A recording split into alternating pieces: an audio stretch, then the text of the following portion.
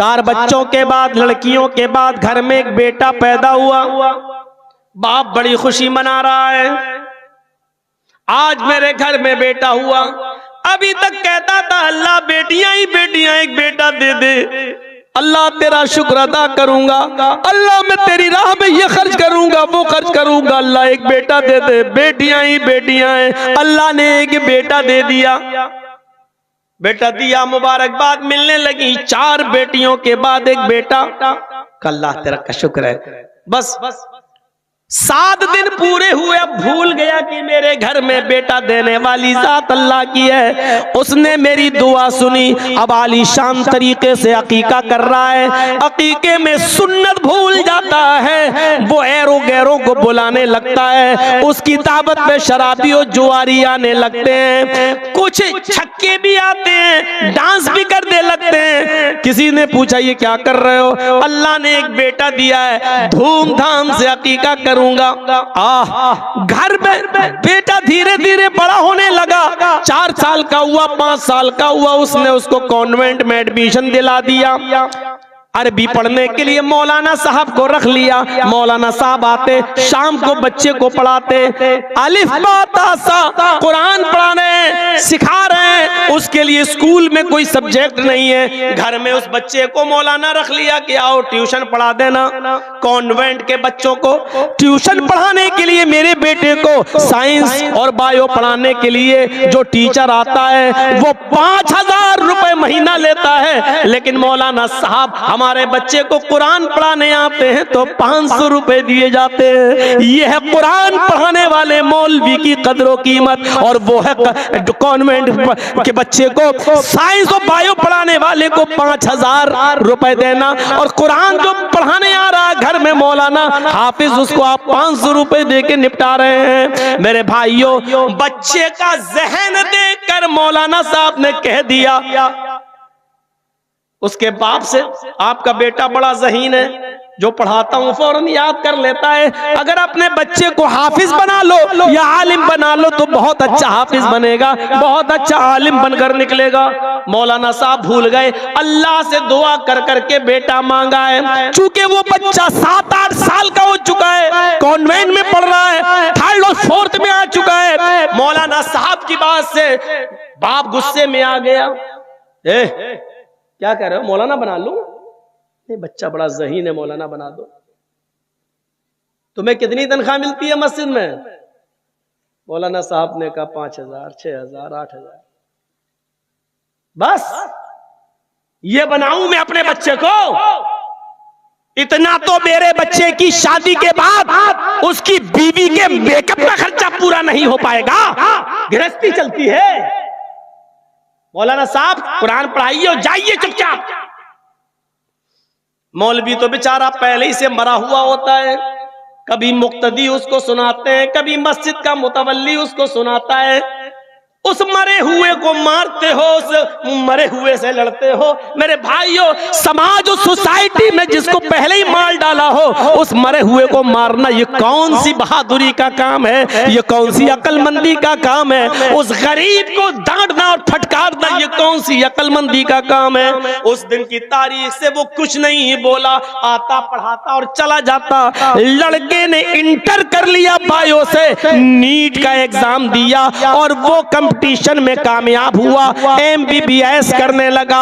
MBBS में भी कामयाब होकर उसने MD/MS भी कर लिया। मेरे भाइयों, उसको एक अच्छी लड़की भी मिल गई। वो लड़की भी पढ़ी लिखी थी, वो एक अच्छी लड़की भी मिल गई। और उस लड़की के बाप ने इस दामाद को, यानी इस बाप के बेटे को, जिसका बेटा था, उसको 4 व्हीलर गाड़ी भी दे दी कि तुम हॉस्पिटल आओगे जाओगे या आने जाने के काम आएगी। लड़के की उम्र 25 साल, शादी भी हो गई।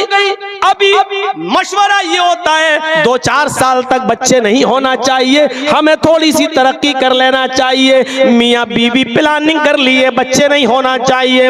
डॉक्टर साहब रोजाना हॉस्पिटल जाते, शाम को वापस आते। मेरे भाइयों, एक दिन यही डॉक्टर साहब रात में पेशेंट को देख देखकर 12 बजे के आसपास जा रहे हैं और अपने घर की तरफ रवा दबा है। फोन करते हैं कि मेरी बीबी गरम रोटी बना लेना, मैं आ रहा हूँ। जा रहे हैं 4 व्हीलर पर। ये वही 4 व्हीलर है जो जहेज में मिली है, ये वही 4 व्हीलर है जो लड़की के बाप ने दी है। उधर से ट्रक आ रहा है, ट्रक का ड्राइवर, मेरे भाइयों, ट्रक का ड्राइवर नशे में, ओवरटेक में गलती होती है और गाड़ी और कार टकरा जाती है। डॉक्टर साहब पहचाने नहीं जा रहे हैं।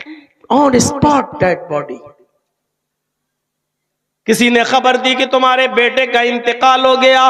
बाप दौड़ता हुआ भागते हुए आया, अपने बेटे की डेड बॉडी को देखता है, कपड़ों से पहचानता और गाड़ी से पहचानता है, हाँ गाड़ी तो मेरे बेटे की है। कपड़ों से पहचानता है कि हाँ ये तो मेरे बेटे के ही कपड़े हैं। बाप चाहता है कि अपने बेटे की लाश को ले लें। पुलिस कहती है नहीं, पहले पोस्टमार्टम होगा, उसके बाद तुम्हें दिया जाएगा। अल्लाह, बेटा मेरा, मुझे ही इस बेटे को ले जाने को नहीं मिल रहा है, मेरा बेटा मुझको ही नहीं दिया जा रहा है। कानूनी कार्रवाई होती है, पोस्टमार्टम होता है और पोस्टमार्टम के बाद बॉडी दे दी जाती है। सुबह 10 बजे गुस्ल दिया जाता है, 12 बजे गुस्ल दिया जाता है। जोहर के बाद मिट्टी का ऐलान होता है। जैसे ही डॉक्टर साहब की बॉडी को सामने रख दिया जाता है, सफे लग जाती है मस्जिद के बाहर कि जनाजे की नमाज होगी।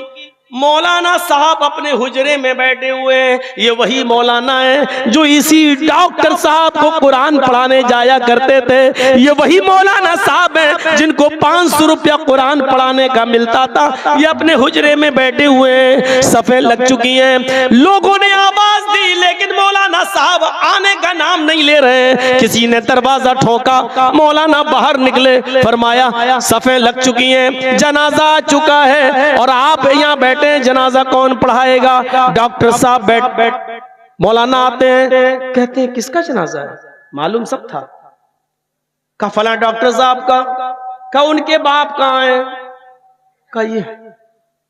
फरमाया कि आप आइए, आप इसके बाप हैं, आप आगे आइए और जनाजा पढ़ाइए। बाप ने कहा मौलाना साहब हमें जनाजा कहाँ पढ़ाना आता है, हम जनाजा पढ़ाना कहाँ जानते हैं, हमें दुआएं कहाँ याद है। तुम मस्जिद के मौलाना हो, सबका जनाजा पढ़ाते थे, फिर मेरे बेटे का जनाजा क्यों नहीं पढ़ाते? मौलाना साहब ने आज जूता मारा। अरे हमारी हैसियत क्या है, आपके इतने बड़े डॉक्टर बेटे का जनाजा पढ़ाऊं?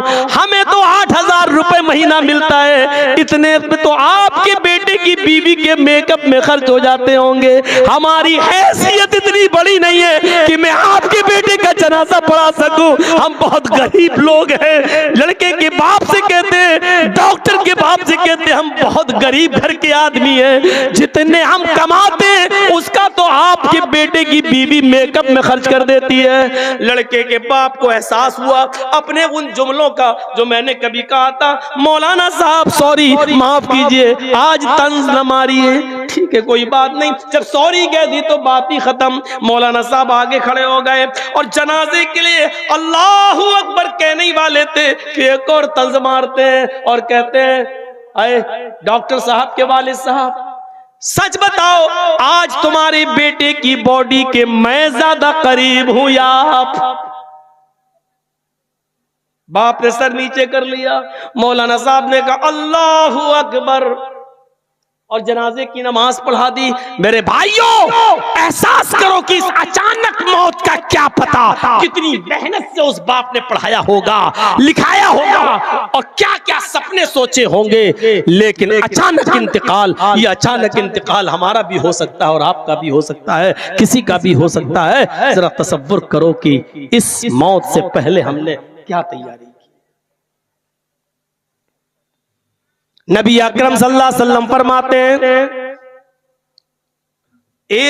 हजरत अली फरमाते हैं, हजरत अली, बुखारी की रिवायत है, वान अलीन क़ाल, हजरत अली ने फरमाया, इर्तहलत दुनिया मुदबिरतन, ये दुनिया पीठ दिखाकर भाग रही है। ये है दुनिया की हैसियत। थोड़ा सा जर्जीस साहब से कोई मुंह फेर के बात कर ले तो जर्जीस साहब कहेंगे भाग, तो हमसे इतना भाग रहा, मैं तुझसे इतना भागूंगा। ये होता है ना आज के जमाने में। आप किसी से मिलना चाहते हैं और वो आपको भाव नहीं दे रहा हो तो आप कहेंगे भाग, तो हमको भाव नहीं दे रहा, मैं वो इतना भागेगा आप इतना भागेंगे, वो इतना भागेगा आप इतना भागेंगे। दुनिया के बारे में अल्लाह हजरत अली क्या कह रहे हैं, इर्तहालत दुनिया मुदबिरतन, अरे दुनिया पीठ दिखा के भाग रही है। तो हमारा तरीका क्या होना चाहिए, दुनिया अगर हमें पीठ दिखा के भाग रही है तो हमें दुनिया को पीठ दिखा के भागना चाहिए। भाग, तू इधर जा रही है, भाग, हम क्यों तेरे पीछे पड़े, ये होना चाहिए। हम दुनिया के पीछे पीछे भाग रहे हैं, दुनिया हमें पीठ दिखा रही है। अरे अगर मैं कभी आस